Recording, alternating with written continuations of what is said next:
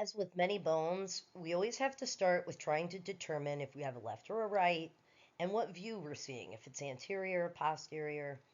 I only have one way to do that works for me here on the hand. This picture here on the right shows you the thumb, and the thumb seems to have these little tiny, oh, that's a terrible color. Amy, do it in red.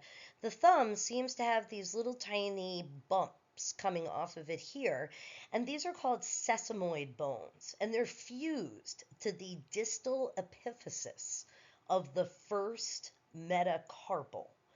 These sesamoid bones are viewable only from the anterior side of the hand. You cannot see them from the posterior side. So now I'm going to suggest something that you probably should not do, but let's just do it this time. I want you to hold your hands out in front of you, right? Knowing that you really should be thinking of the structures as you would picture them on your patient, right? But let's hold the hands out in front of you. And I want you to try to figure out if these pictures are a left or a right, or if you're seeing anterior or posterior. I'll give you a hint. One of these is a left and the other one is a right. Ugh, assigning the names to the phalanges and metacarpals, it requires you to know the rules of numbering for your digits and the naming of the phalanges.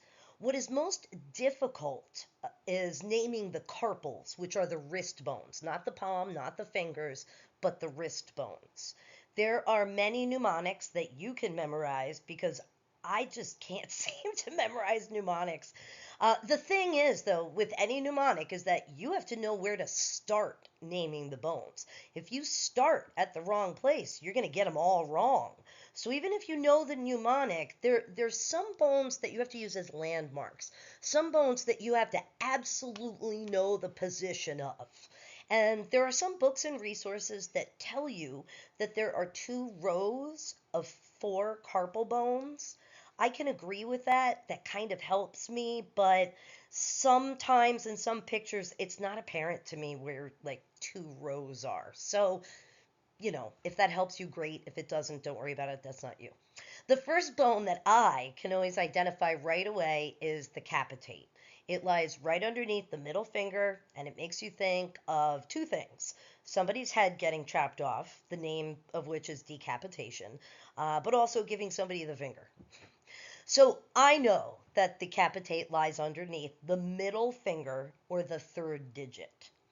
I also know that the hamate lies medial to that capitate bone, or it lies toward the pinky side, or it lies underneath the ring finger or the fourth digit. So just by knowing the capitate, I can find the hamate. I also know that the trapezoid bone is on the other side of the capitate. It touches it on the lateral side or the thumb side, and the trapezoid lies underneath your index finger, which is digit number 2. And last but not least is the trapezium. I remember the trapezium because if you take your hand and swing your thumb back and forth, which is what is called an opposable thumb, it's kind of like a trapeze, right? So that swinging of the thumb is due to that bone, the trapezium. Students and myself constantly get trapezoid and trapezium mixed up. It's one of those where you have to kind of take a moment and you're like, wait a minute, trapezium's under the thumb, so trapezoid's under the index finger. I had to enlarge and cut this picture off because I really wanted you to see the complicated orientation of the proximal row of four carpals, or the row of the carpals that meet with the ulna and radius. So this view that you're seeing here, it is the anterior view of the right hand. And I know that because I can see those two sesamoid bones on digit number 1 or the thumb. And I know that the sesamoid bones are only viewable from the anterior side of the hand. So starting medially, we have the pisiform, which is a word that means P-shaped. This bone Honestly, it's not really visible from the posterior view of the hand sometimes. It kind of depends on the picture, or it depends on the way that the physical model you're working with, how it's been assembled. So, the pisiform actually, what it does is it is connected to this bone called the triquetrum, which can also be called the triquetral. I'll take either word, really.